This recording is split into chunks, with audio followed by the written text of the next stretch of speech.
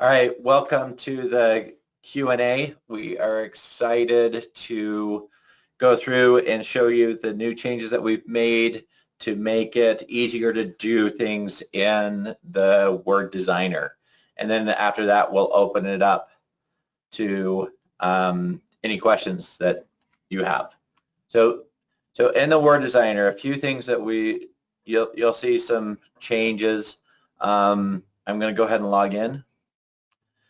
I'm going to select my estate plan catalog, and I can select a template.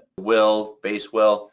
This is where if you need a list of people, you can use it, or mirroring, you can do that to bring that information to basically, it's a new designation. It's been there. It's been functionality that we've had for a while, but it's now included in the Word add-in. So if I create a new template, I can do it not only on estate plan, which is what you normally would see. I can add it to some other object as well. I'm going to go ahead and reopen my client will.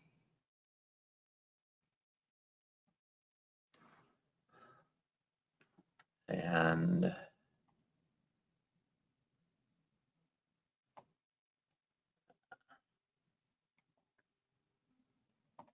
oh, because I went into the will, I need to go into the sample.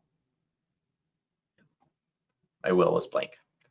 I'm going to re-go into my sample, close out there, and let's talk through some options. So what you're going to see now is that we have ability to have,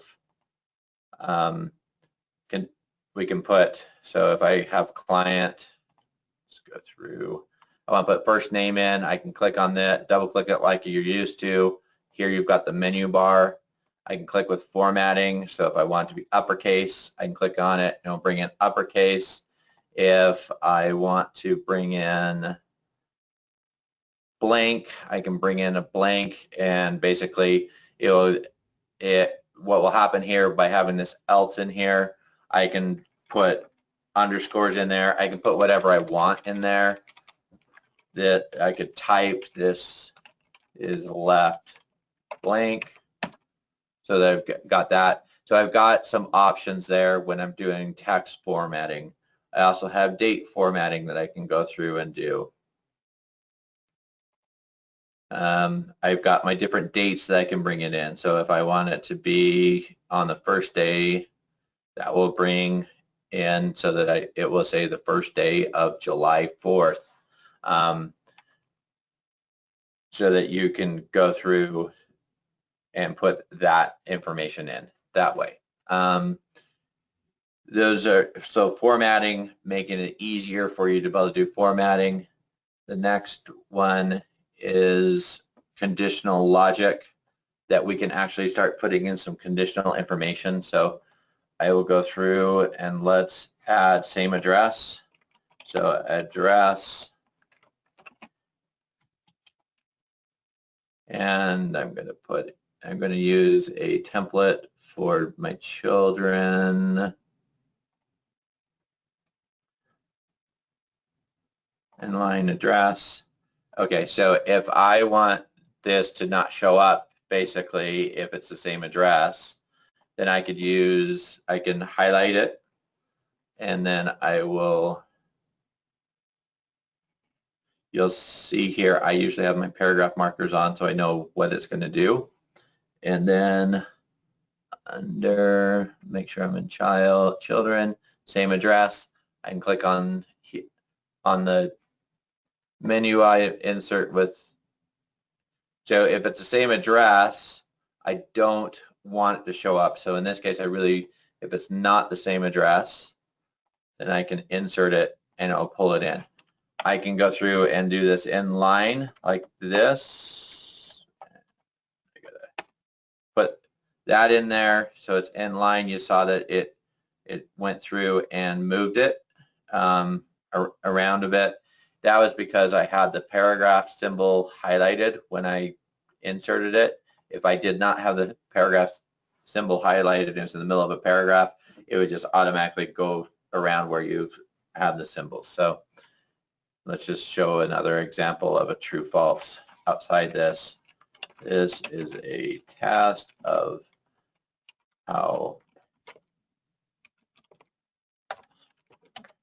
So if I wanted, this isn't a great example, but it'll give you an idea. So if I want this to be conditional and I want it to be conditional on, let's decide.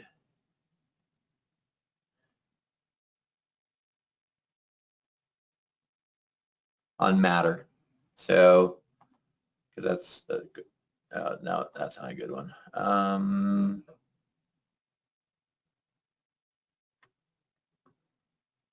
I'll do it. Conditional on something within client. I'll just say marital status. So conditional on marital status. I can click here, click insert content with if statement. So if they're married, I'm going to put this beginning piece in. If not, if they're not married, I'm going to leave it blank. So I can click insert. It'll automatically insert the information, the if statement into the paragraph. If I do it around paragraphs this way, then it's going to put the if up here and the and if after the paragraph so that it keeps it in line with what you can do. Other new things that we've added. So if I want to edit information, we'll edit this married one. I can do edit variable. And instead of it just giving you the ability to edit help text and things, you can also go through and change it to be different. You basically have a very similar screen to what you would see if you were in the online designer and I was looking at it there. So you can now see the whole screen. I can make changes to it. I can click OK and save it. Another one to show you is a selection. So let's see.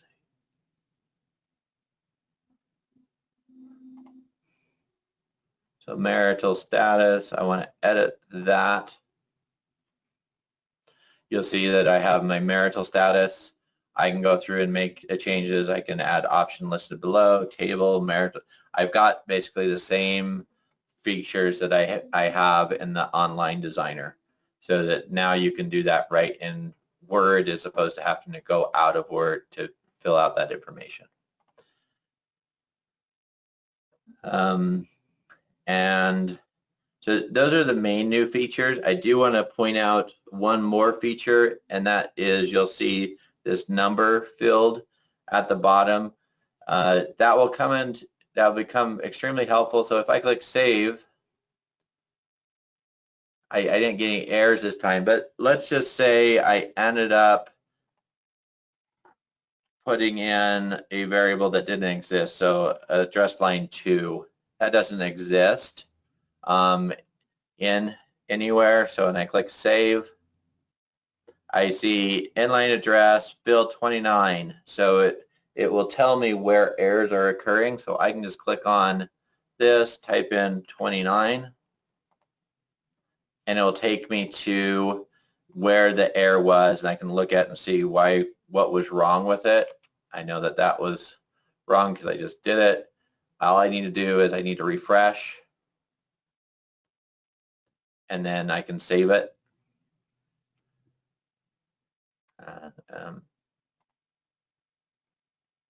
And it was published, so everything got updated. But this becomes really handy if you're trying to figure it out. What I do recommend when you're doing development, Word development, that you save often, because then you know that things are saved. And then if you've got an error, it's faster to find it. So that's kind of the new things that we have in the Word add-in, the Word Designer. We're going to now open it up to any questions that you have, and then we'll go from there.